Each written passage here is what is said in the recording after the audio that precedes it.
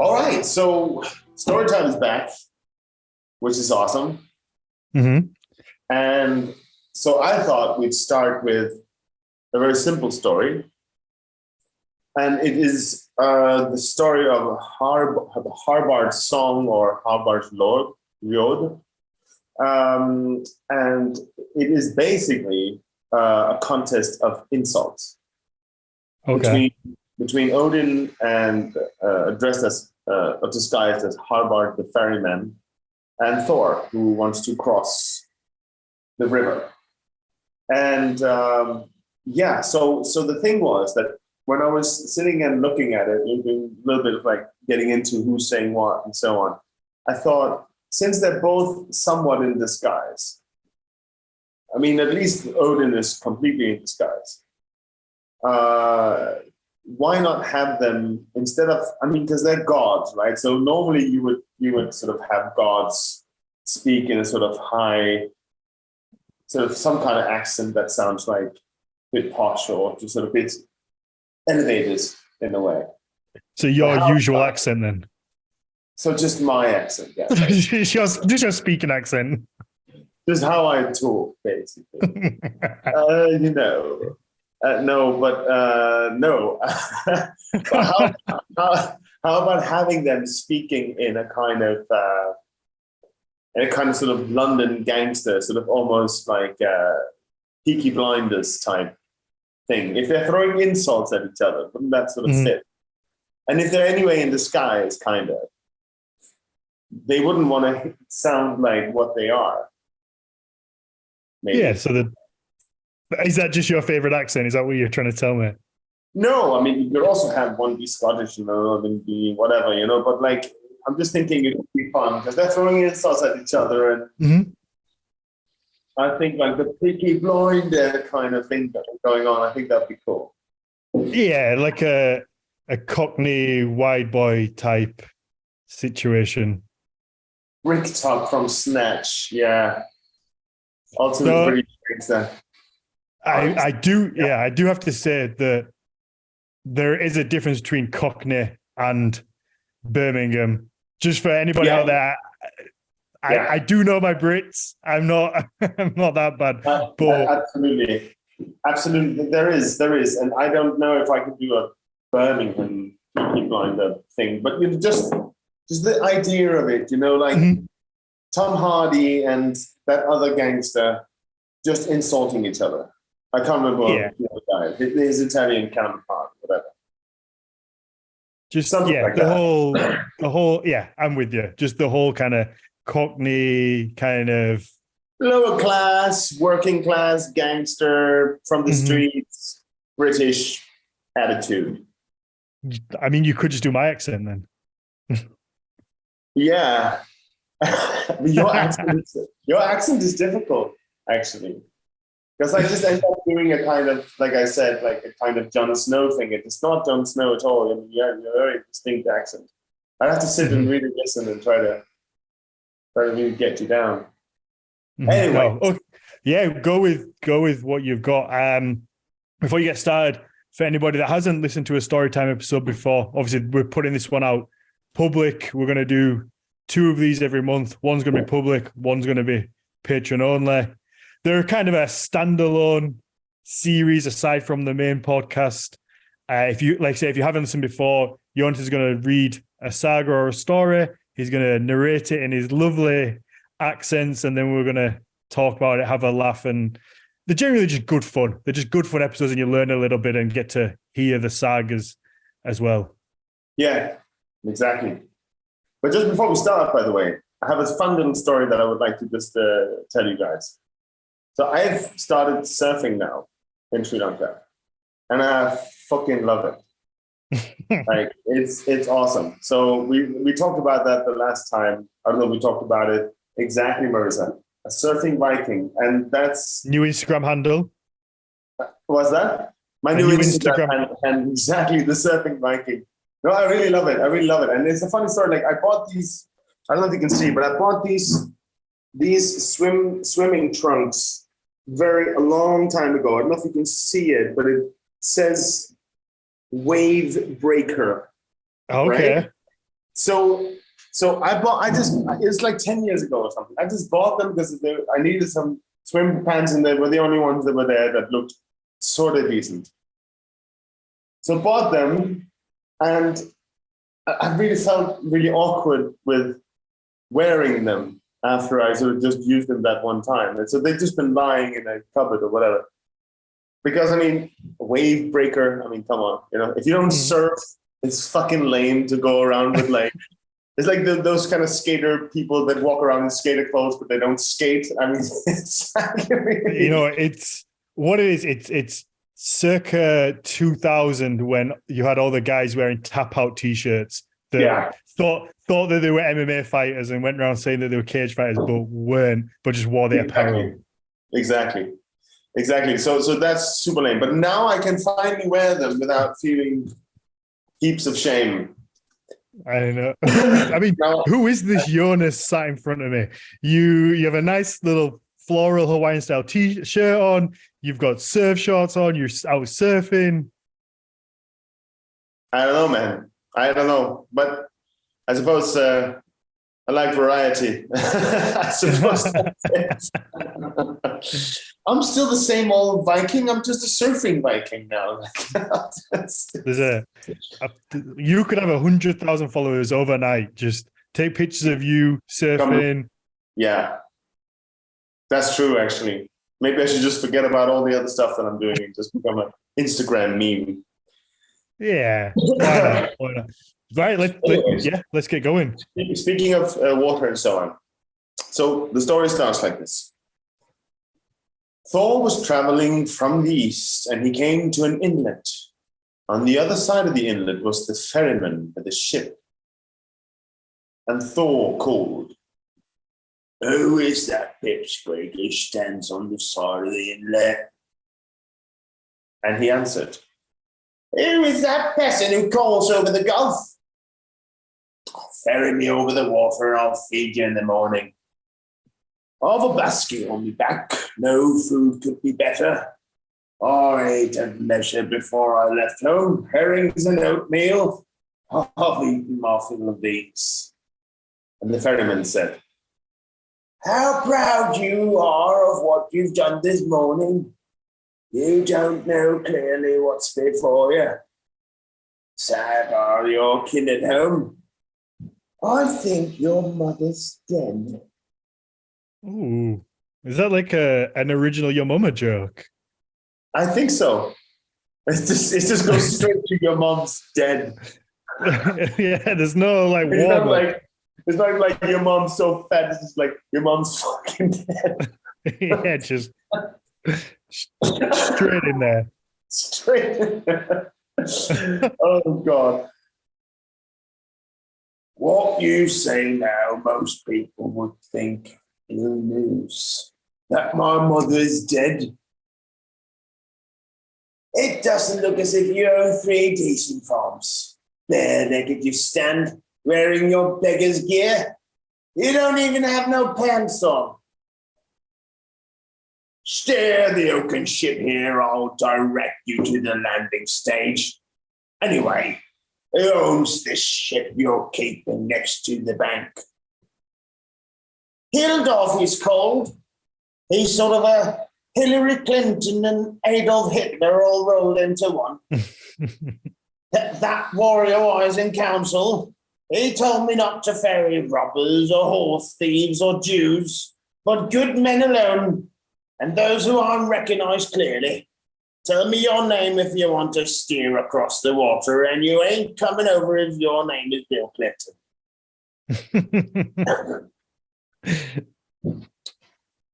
I'll tell my name, even if I were an outlaw.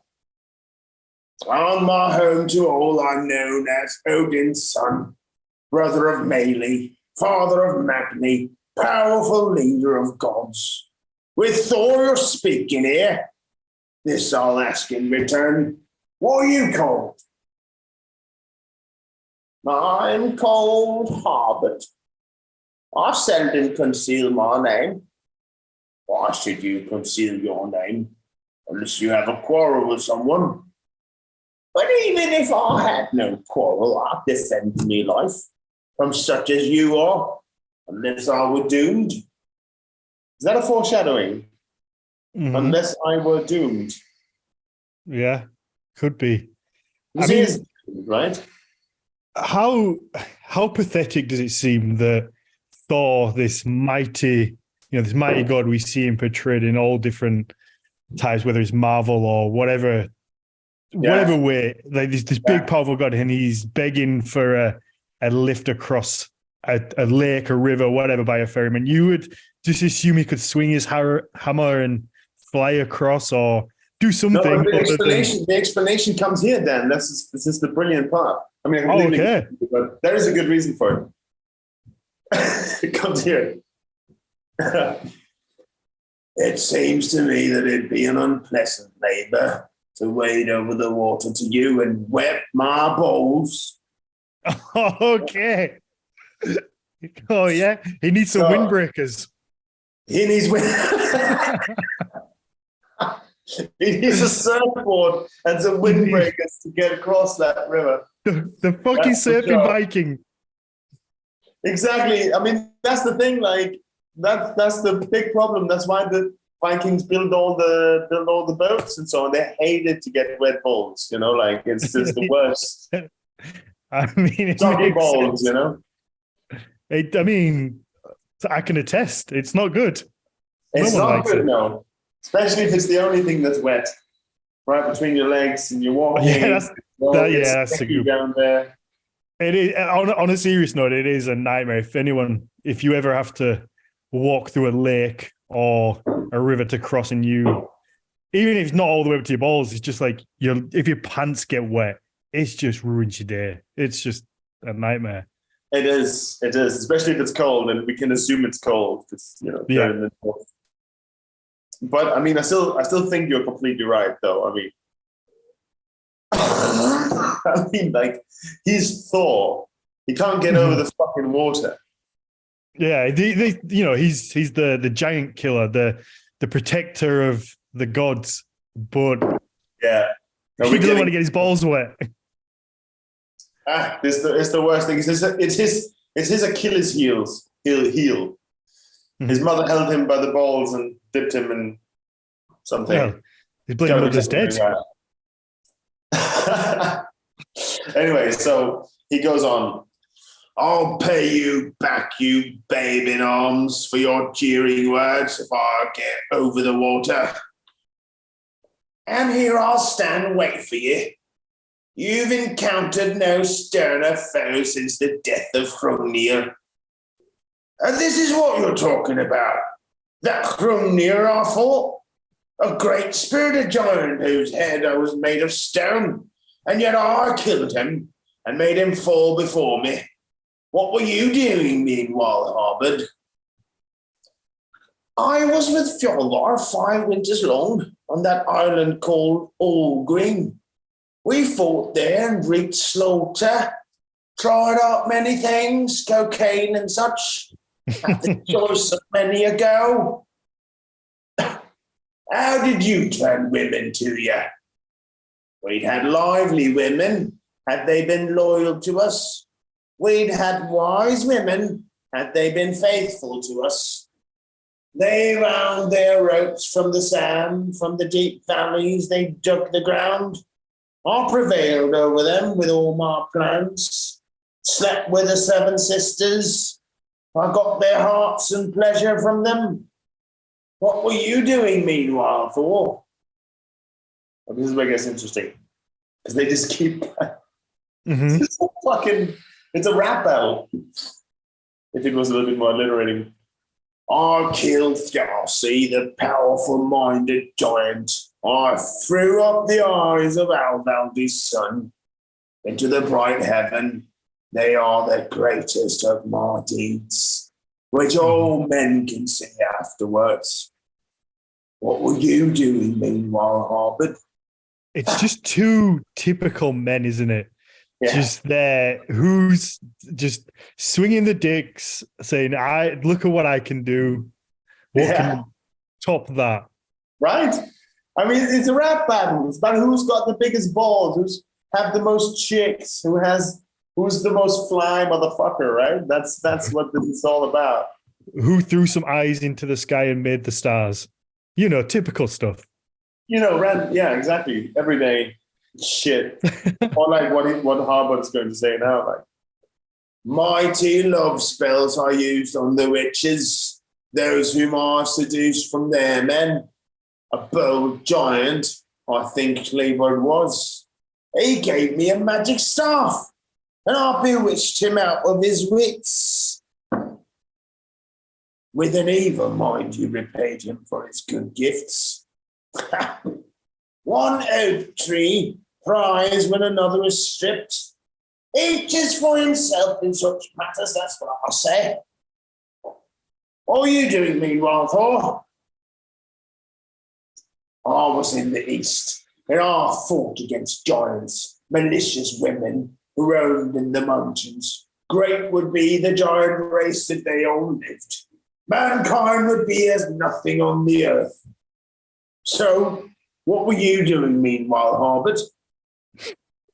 I was in Valland, I waged war, I incited the princes never to make peace. Odin has the nobles who fall in battle, and Thor has the breed of the serfs. Unequally, you'd share our forces among the Aesir if you had as much power as you like. Thor has quite enough strength and no guts. In fear and cowardice, you were stuffed in a glove, and you didn't seem like Thor. You dared in your terror neither to sneeze nor fart, in case Fjarlar might hear. Harbord, you pervert, I would knock the living daylights over you. I'll knock you right into hell if I could stretch over the water. Why would you stretch over the water? Since we've no quarrel. What were you doing meanwhile, Thor? They're just so ridiculous. It's just getting bigger and bigger. Who can tell the best story? But they're both just.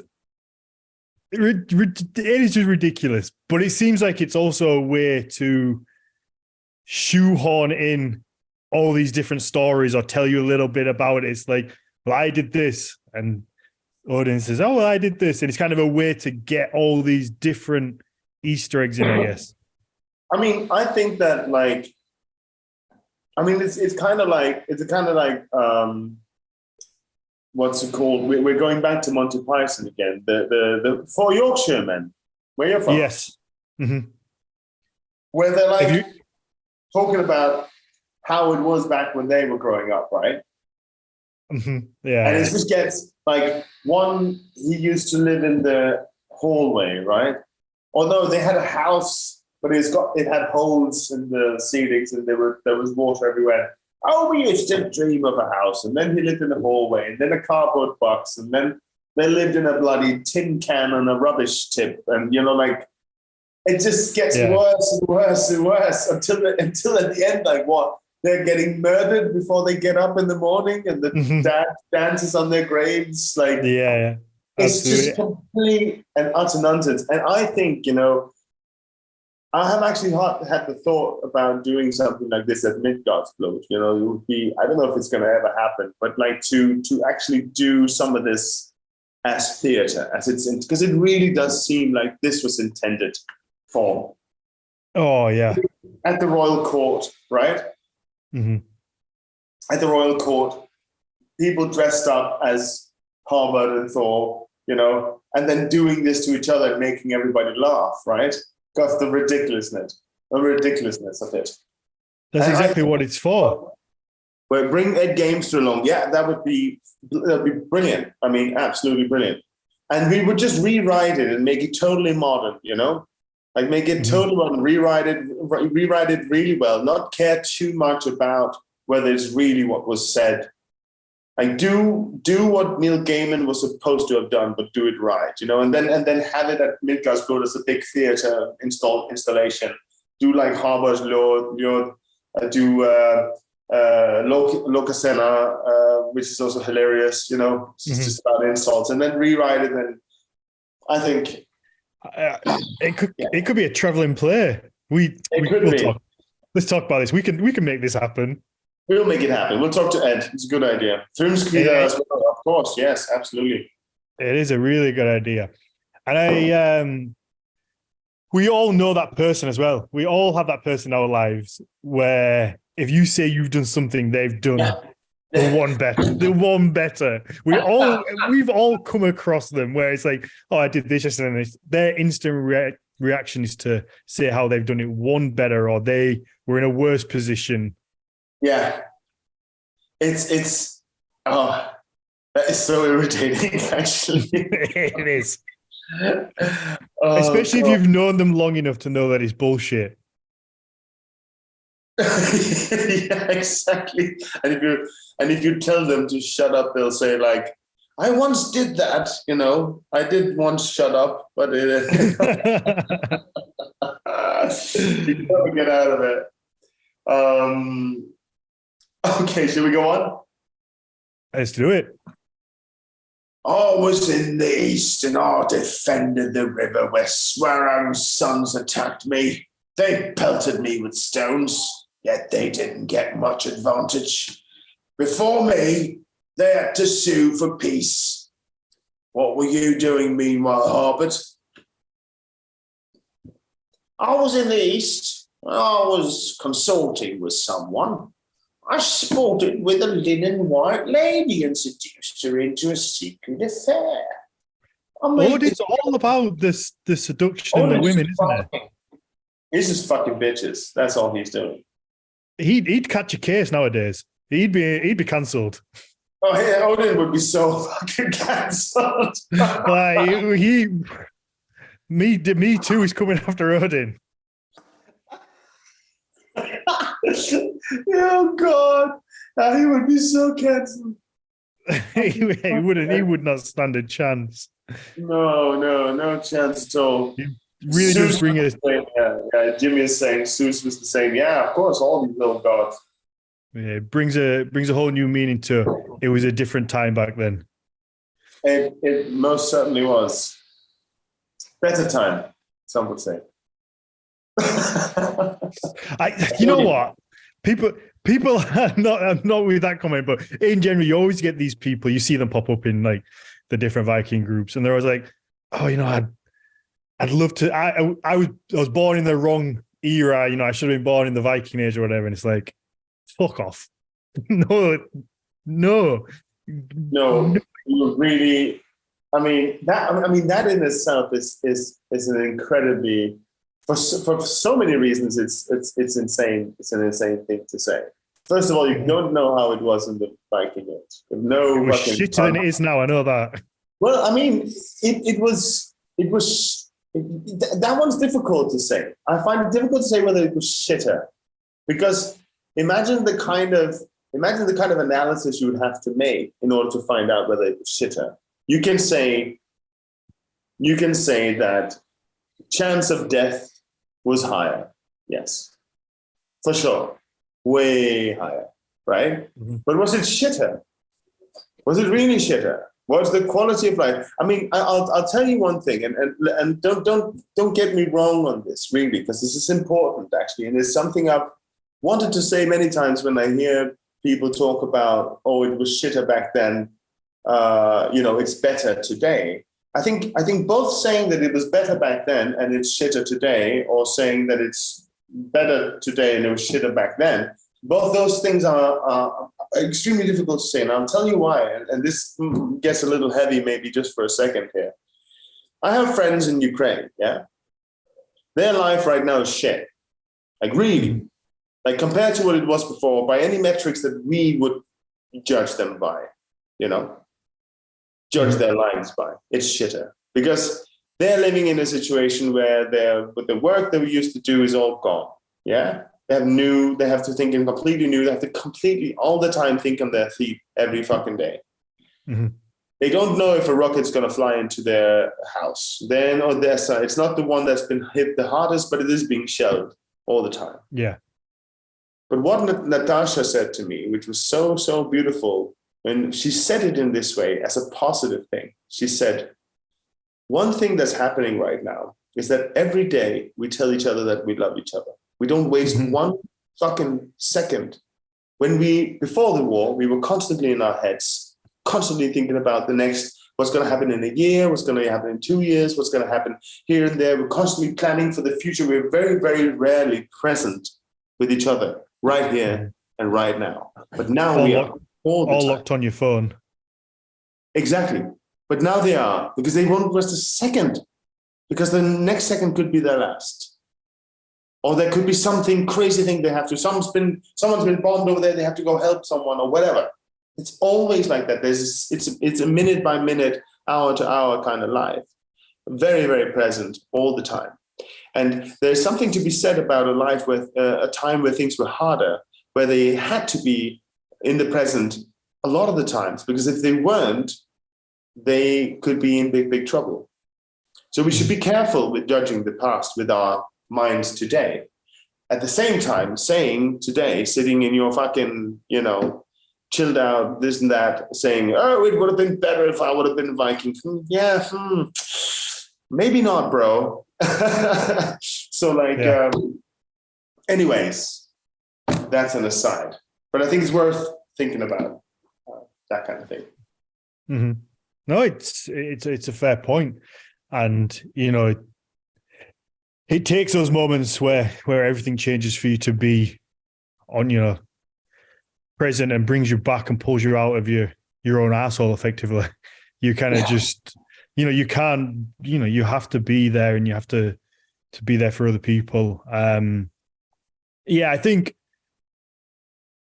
wonder whether, say the war in Ukraine goes on for 5-10 years, I wonder if that would still be the thing, or whether people would get used to it and then fall back into their old habits as it becomes kind of a way of life. Maybe. I mean, again, let's not say that the war happening was a blessing to the people of Ukraine. That's not what I'm saying. Because I know that. But what I think they would all rather be able to, I think what they would all want to be able to, was to be able to take this mindset that they have now, having experienced the war, and bring that back into a more peaceful state. Mm-hmm. Yeah. You see what I mean? Yeah, absolutely. And if they could keep cultivating that, if say the war is over tomorrow, if they could keep cultivating that sense of presence, the sense of understanding, because we are walking around also in a bit of an illusion, thinking that all this is going to go on forever, right? All this wealth and prosperity and safety that we have, right? It's not, at no time in history has any of this kind of stuff gone on forever, right? Mm-hmm. Yeah. So having had that experience, and having learned to be completely in the presence because of such things like that, I think is extremely valuable. Mm-hmm. Absolutely. Yeah. No.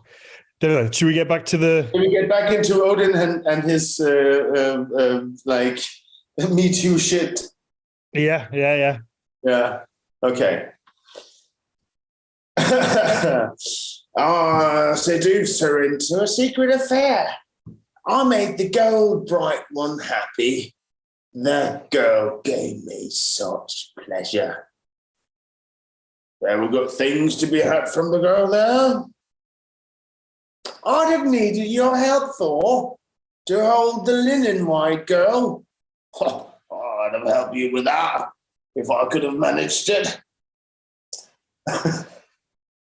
Now they're talking about fucking together. Do you get that? It was a different world. It's like, you should have been there, bro. We're gonna fuck them together. Like, what the fuck? He's such a bro, isn't he? Oh my god! And then why is Thor saying, "I would have helped you with that if I could have managed it"? He couldn't get across the water. I didn't want to get his balls wet. Yeah, exactly. You can't even get across the water to get your balls wet. Yeah, exactly. No. Anyway, I would have trusted you then. I see. Now Odin's saying, if we'd fucked someone together, then I would have trusted you. Hey, sometimes that's all it takes. I think so, yeah. I could say something weird things right now. I will not do. I would have trusted you then if you didn't betray me. I'm not such a heel biter as an old leather shoe in spring. Well, what were you doing meanwhile, Thor? The Zerg woman off Ford in Flessie. They done the worst things, bewitching all the men. That was a shameful deed, Thor, to fight against women. They were she-wolves, and scarcely women.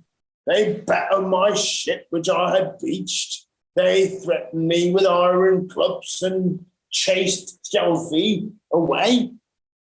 What were you doing meanwhile, Harbord? Odin really does come across as a dick, doesn't he? He's like, "Oh my, you're so weak for fighting women, but it's okay for me to bewitch them and make them sleep with me." Yeah. Oh, by the way, you come and join in as well. Yeah, you could have joined as well. Yeah. He's like, oh God, what is it? He's like Harvey Weinstein, isn't he? He's like a fucking Harvey Weinstein.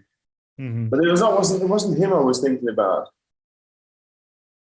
I'll see if he comes back to me. Let's see.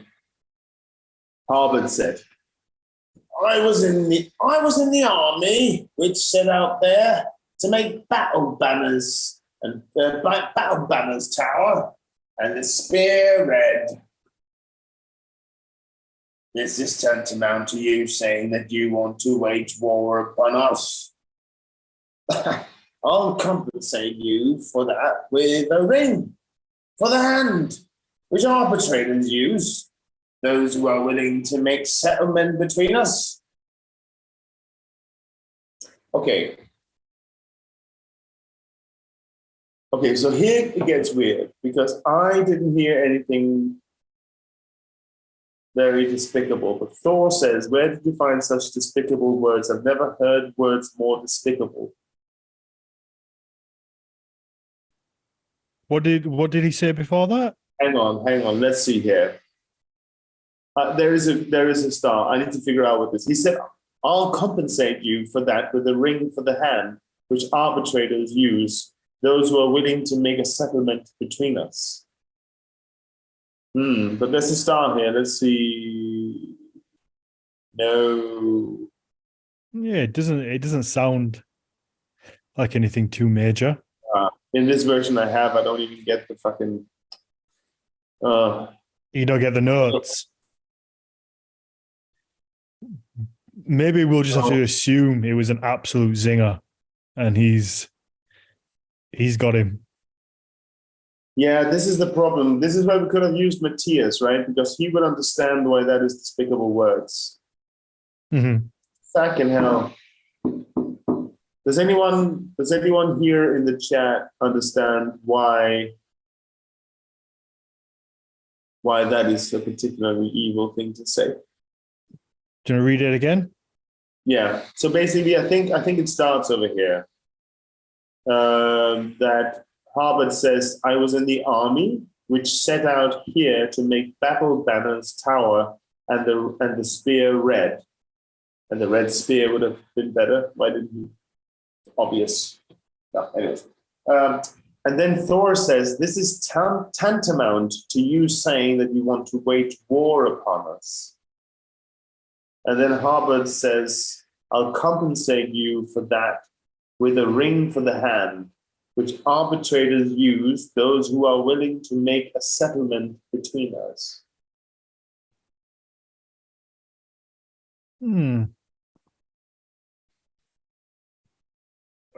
I mean, it could just be one of those things that's maybe lost in time. Well, there's a star here indicating that it's a reference to something that you would have to... Again, that's the problem with a lot of these things, right? Mm-hmm. Is actually that if they were set in these big holes, right? If they were done in these big holes, marry off someone to keep peace?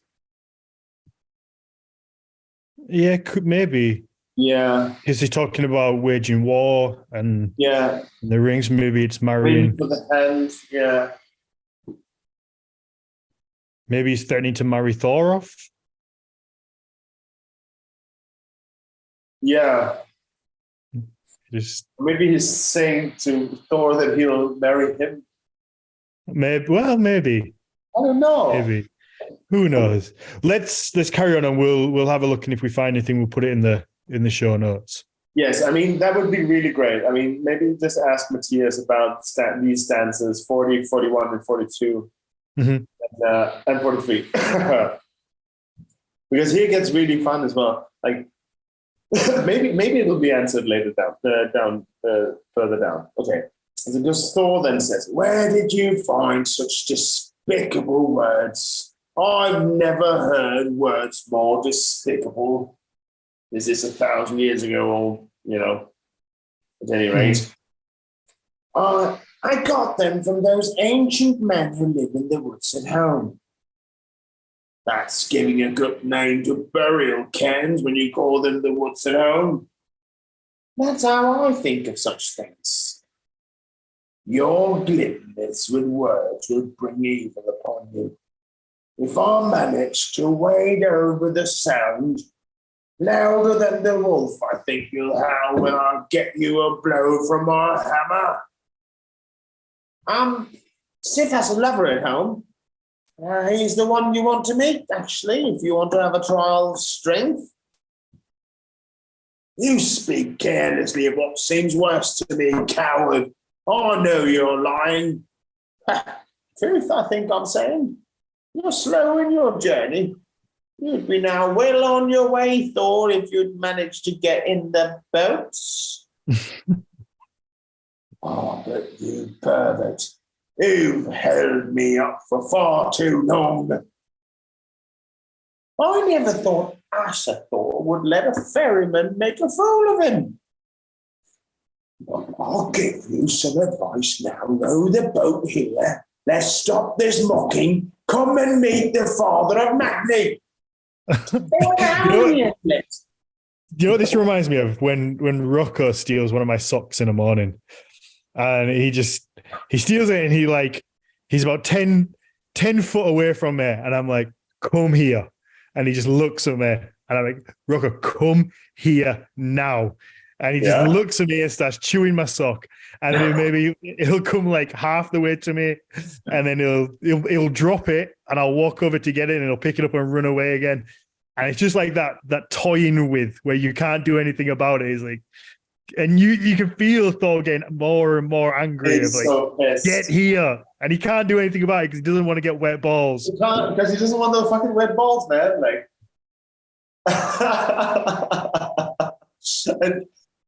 and also, why does he say, "Come and meet the father of Magni"?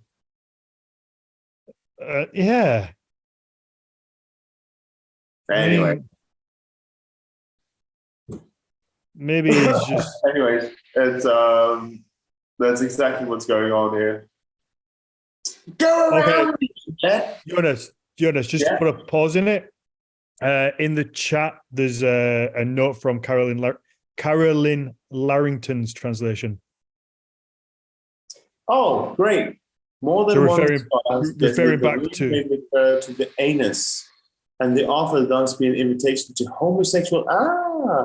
Simply mentioned maybe that a ring is poor compensation for insult directed at Thor, or that to accept compensations that are taking violent revenge on his persecutor is shameful for a fighting god. I do like the anus one better though. Of course. Because I'll offer you a ring for the hand. Okay, can you read out louder? Just because you kind of mumble read it then. And just for people listening. What? Sorry, what should I read out louder? Can you read out the explanation? Because the explanation, sorry, yes, of course. Sorry. The explanation. In Carolyn Larrington's translation, there is the note that says about this particular 40, 41, 42, 43 stanza. More than one scholar has suggested that the ring may refer to the anus, and the offer thus being an invitation to homosexual activity. There's a simple explanation, which is just that that if he's, if there are a ring would be a poor compensation for insults directed at Thor, because he's a fighting god. So the only way a fighting god settles disputes is by fighting. So therefore, him being given a ring is an insult. It could be. I mean, again, who knows what back then, but I just think that it doesn't feel like it would be the most despicable thing ever, though. No, it doesn't feel like it. And so therefore, I think in our rewrite, that particular passage is going to be very funny. Oh, yeah, absolutely. That's going to be extremely funny. Yeah. Okay, should we carry on? I'll compensate you with my anus.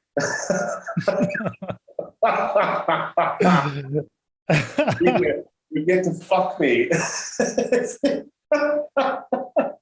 Hey, some might consider that great compensation. Many people would be very happy with that. Exactly. I know a few. Let me see here. Okay. Go around the inlet. I'm not going to let you cross. Well, fucking show me the way, since you won't ferry me over, you can't.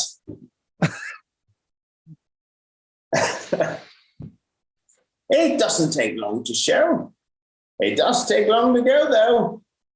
A wall to the stock, another to the stone, keep to the left-hand road until you come to the Verland. There Fyrgan will meet Thor, her son, and she will show him the road of the kinsmen to get to Odin's land. Can I get there today? With toil and difficulty, you'll be there by sunrise, since I think it's thawing.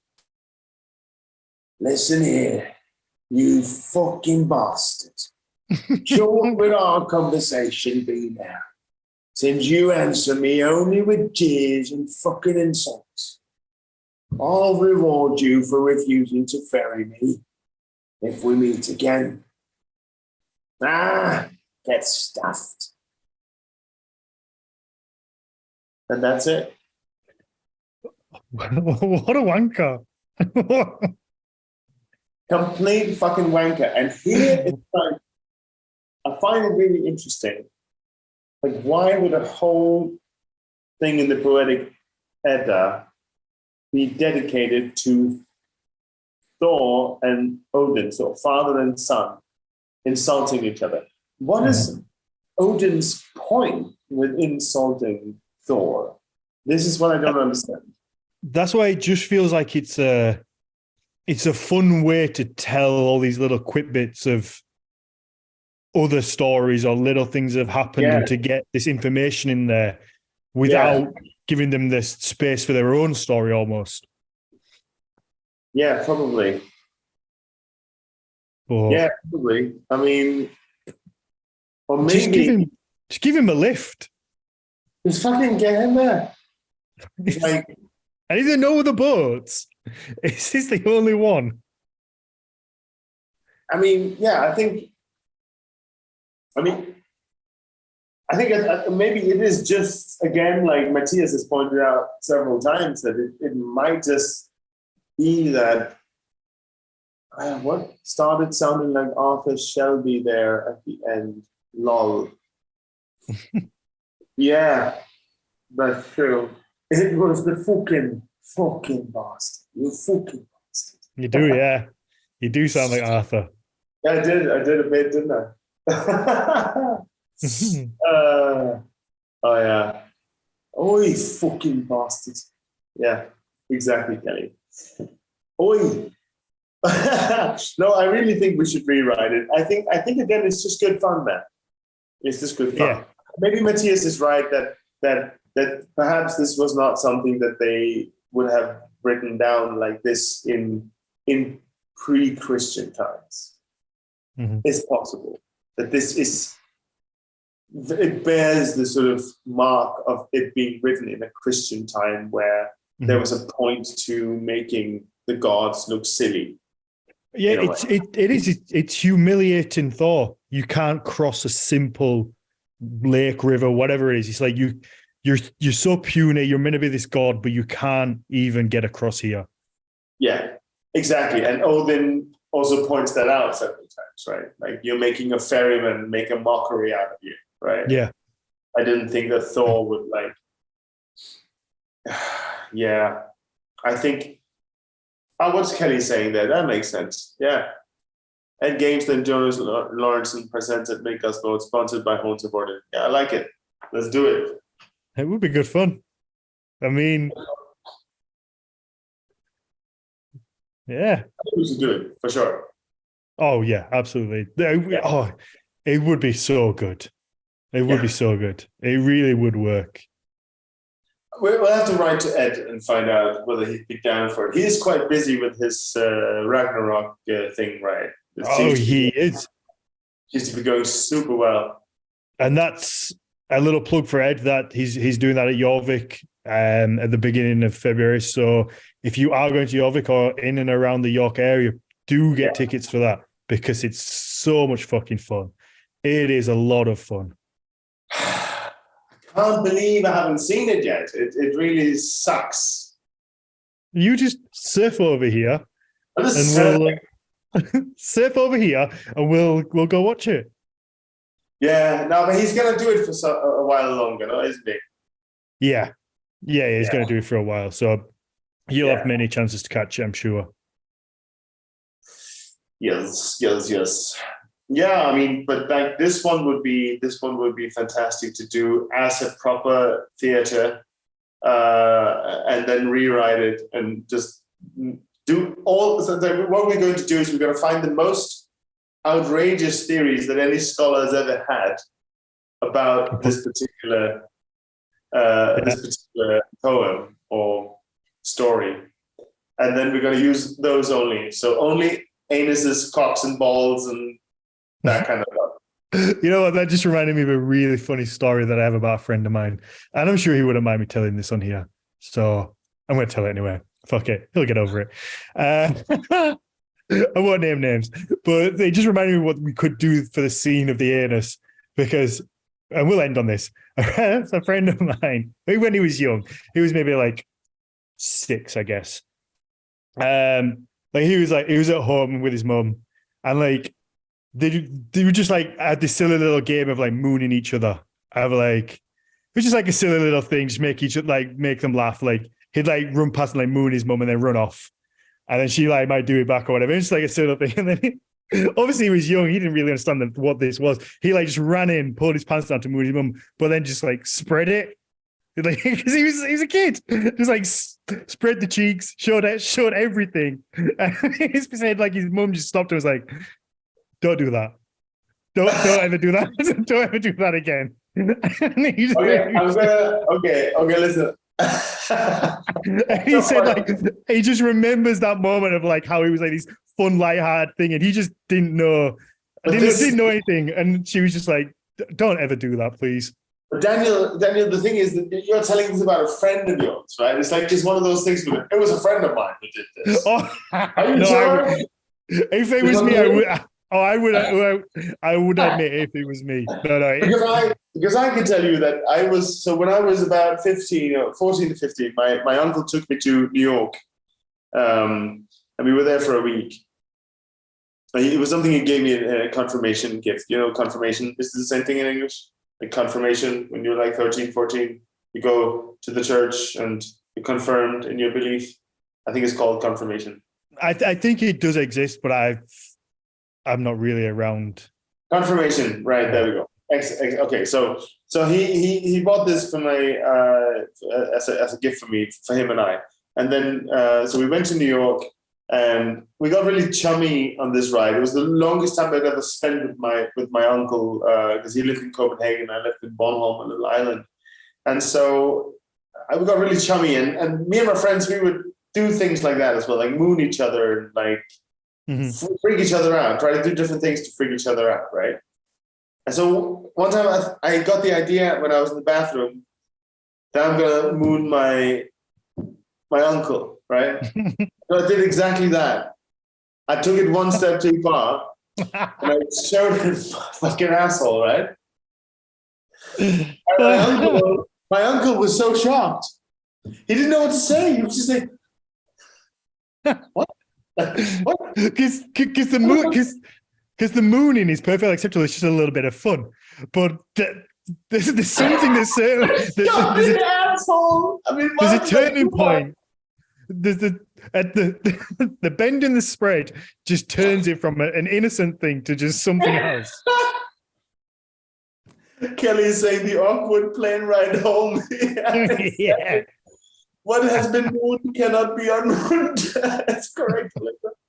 But the thing is, it's so funny because, I mean, my uncle still talks about it to this day. Like, we're grown men, both of us now, right? But he'll still go like, "Fuck, man, I can't believe you did that to me in New York." Yeah, like, yeah. 15 or whatever. Like, why the fuck did you? I still don't have, he still hasn't gotten a satisfactory answer to why the fuck. Because there isn't one. There isn't one.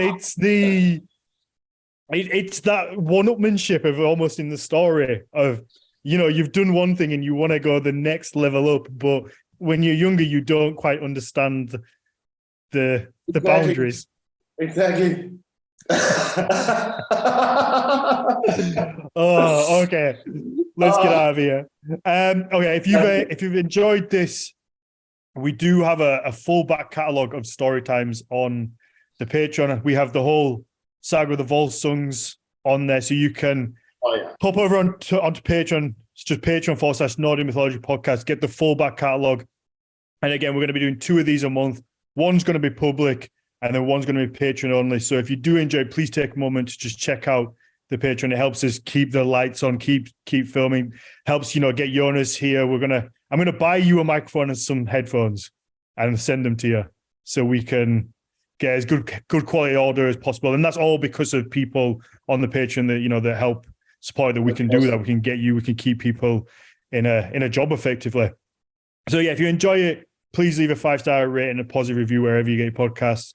And obviously just check us out on all the channels. And Jonas, follow everything Jonas does, follow his Instagram, give Nabala some support. You know, he's a long-time friend of the show at this point. Totally. And to Kelly, just before we go, Kelly, no, the new Nabala album is not going to be surfer rock. Okay. It's definitely not. Definitely not. All right. Guys. Let's get out of here. Get yourself to bed. See you guys. Get up early and catch the surf in the morning. Oh, I am, motherfucker. Cowabunga, dude. Cowabunga. Yeah, get out of your bed. Take care. See you in a bit. Bye.